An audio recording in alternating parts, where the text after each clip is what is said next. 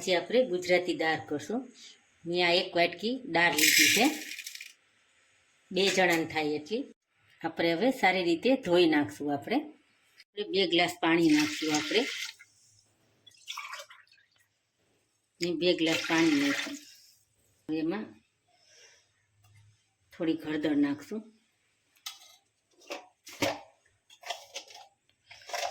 સ્વાદ મુજબ મીઠું નાખશું. આપણે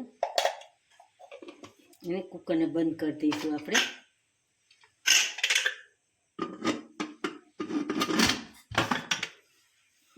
હવે મેં ગેસ ચાલુ કરી દીધો. હવે આપણે 3 થી 4 સીટી થવા દઈશું. આપણે દાળ બફાઈ ગઈ છે. હવે ઝેરી નાખીએ. આપણે વઘાર કરશું. ગેસ ચાલુ કરશું. મેં તેલ મૂકી દીધું છે, 2 પાવડા. આપણે 2 મરચાં નાખશું ને 1 તજનો ટુકડો, લવિંગ અને તીખા નાખ્યા છે.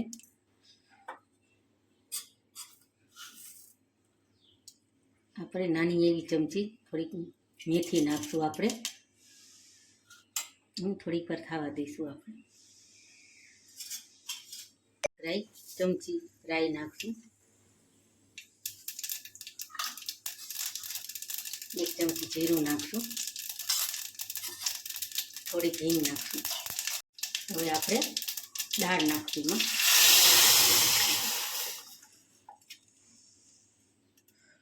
નાખશું આપણે સારી રીતે. 1 અડધું ટમેટું સુધાર્યું છે અને મરચું સુધાર્યું છે, એ નાખશું.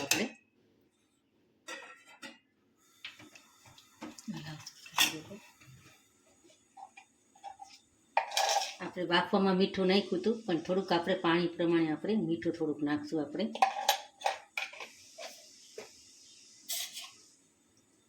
થોડીક હળદર નાખશું, લાલ મરચું નાખશું. હલાવશું સારી રીતે. ને અડધું લીંબુ નાખશું. આપણે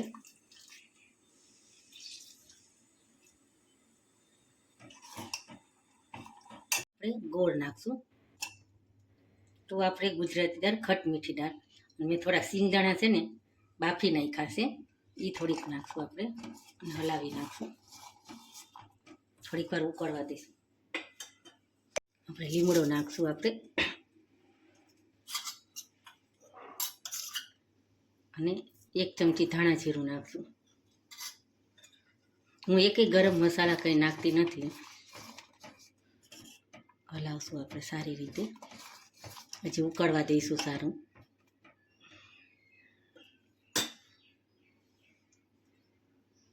સારી રીતે ઉકળી ગઈ દાળને. હવે એમાં કોથમરી નાખશું. આપણે હલાવી નાખશું. હવે સર્વ કરશું. આપણે આપણી ખટ મીઠી ગુજરાતી દાળ તૈયાર છે.